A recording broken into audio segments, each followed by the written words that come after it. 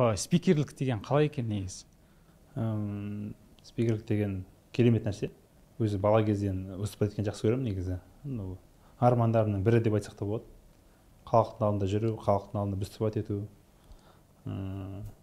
Қазақша контент жайлы айтатын болсақ, енді заранее мен шын айтсам білдім негізі аудиторияның 70-80% бәрібір қазақтар ғой, енді қазақша сөйлейтін аудитория ғой бәрі. Сол заранее білдік та, енді біздің орысша хромайды ғой.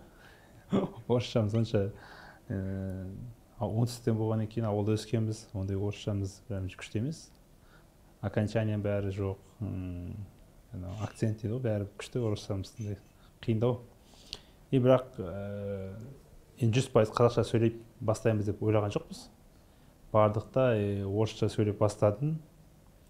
Сосын айттым енді жаңағыдай, ол жерде айтады ғой, волновать етіп тұрсаң, волновать етіп тұрғанда айту керек деп ше. Толғып тұрмын, кішкене бірінші шығып жатырмын, қиын болып жатыр маған деп әкесі айттым. Олар жақсы қабылдады да, орысшам қиналып жатырмын ғой, айта алмай. Соны айттым оларға тоже.